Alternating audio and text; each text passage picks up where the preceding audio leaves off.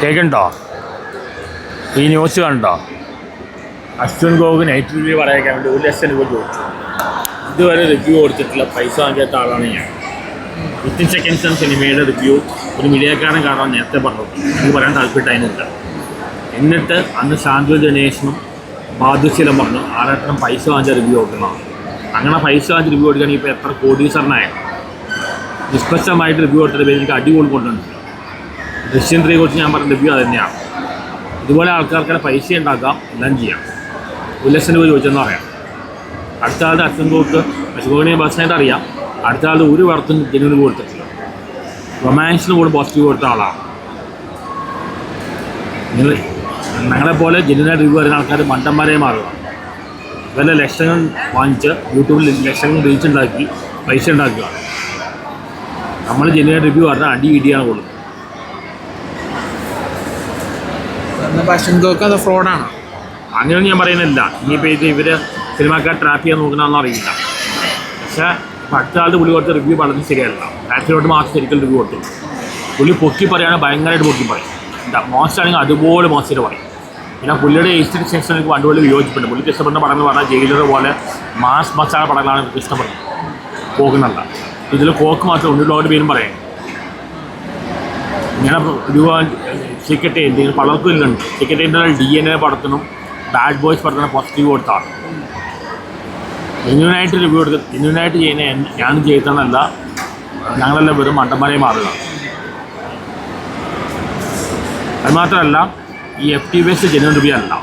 First വരുന്ന review cast and group. ഇപ്പോൾ പല സിനിമയും പറയണേക്കാം പല സിനിമകളും ഫസ്റ്റ് ടിക്കറ്റ് മുഴുവൻ കാസ്റ്റ് ഗ്രൂപ്പ് ബുക്ക് ചെയ്യാം നൈറ്റ് റിവ്യൂ ഇറക്കാൻ വേണ്ടി. ഈ FTVS റിവ്യൂ ഒരിക്കലും വിശ്വസിക്കരുത്. കാരണം ഇത് കാസ്റ്റ് ഗ്രൂപ്പ് പോസിറ്റീവ് പറയും, ഫാൻഷാർ പോസിറ്റീവ്. നിങ്ങൾ ഞാൻ വീഡിയോയിൽ പലപ്പോഴും പറയുന്നുണ്ട്, സെക്കൻഡ് ഷോ അല്ലെങ്കിൽ തേർഡ് ഷോ റിവ്യൂ ചെയ്താലേ ജനറൽ റിവ്യൂ കിട്ടുന്നു. സാധാരണ ആൾക്കാരുടെ മറ്റുള്ള ബയസ്ഡ് ആയിട്ട് റിവ്യൂ ആണ്.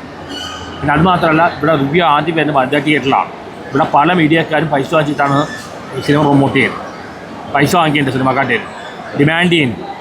പൈസ കൊടുത്തില്ലെങ്കിൽ ഒരു പടം പ്രൊമോട്ട് ചെയ്യില്ല, പൈസ കൊടുത്താൽ ഇത് പ്രൊമോട്ട് ചെയ്യും. നിഷ്പക്ഷമായ റിവ്യൂ അല്ല ഇപ്പോൾ വരുന്ന. വനിതാ തിയേറ്ററിൽ നടക്കുന്നത് സിനിമ റിവ്യൂ അല്ല, സിനിമ പ്രൊമോഷനാണ്. ജെന്യൂനായ റിവ്യൂ കാശ് വാങ്ങിയ റിവ്യൂ പറയുന്നത് അങ്ങനെ പോലെ ആൾക്കാർ മണ്ടന്മാരാവുക. അടി ഇടിക്കാൻ ഞങ്ങൾക്കുള്ളൂ. മീഡിയക്കാർ പല ഓൺലൈൻ മീഡിയ പൈസ വാങ്ങിച്ചിട്ടാണ് ഇത് പ്രൊമോട്ട് ചെയ്യുന്നത്. ഇതെല്ലാം ചെയ്യാത്തവർ ഇത് രൂപ കൊടുത്തില്ലെങ്കിൽ ഇവർ ആ പടം ഫ്ലോപ്പാണ്. നിങ്ങൾ ഈ FTVS കണ്ട് പടം കാണാൻ നിൽക്കരുത്. ജെന്യൂൻ റിവ്യൂ അല്ല. ദൃശ്യല്ലേ മെജോറിറ്റി ആളുകൾക്ക് ഇഷ്ടപ്പെട്ടതുകൊണ്ടാണ് ജോൺ അബ്രഹാമിന്റെ സിനിമ മെജോറിറ്റി ഇഷ്ടപ്പെട്ടിട്ടാണ് വലിയ ആളായതാണ്. ജോൺ അബ്രഹാമിന്റെ സിനിമ ക്യാൻ ഫിലിം ഫെസ്റ്റിവൽ പോയതാണ്. ഇത് മെജോറിറ്റിയിലല്ല കാര്യം. മെജോറിറ്റി ഡെമോക്രസി വരയ്ക്കാത്ത കാരണം അതുകൊണ്ടാണ്. പൊതുജനം കഴുതാം. ഇതാണ് രാഷ്ട്രീയക്കാരൻ സിനിമാക്കാൻ ചെയ്യുന്നത്. പുലിമോറി എന്ന പടം ഇങ്ങനെ ഹിറ്റായി. മാസ് സൈക്കോളജി മനസ്സിലാക്കി. ഒരു സമൂഹത്തിൽ 98% ആൾക്കാർ മാസാണ്.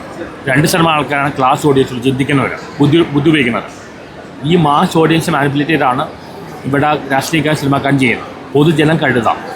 ഇവിടെ ഇപ്പോൾ സിനിമയുടെ കാര്യത്തിൽ പണ്ട് രജനീകാന്ത് പടം കേരളത്തിൽ ഓടില്ലേ, ബുദ്ധിപരമായ വ്യായാമയിലോ.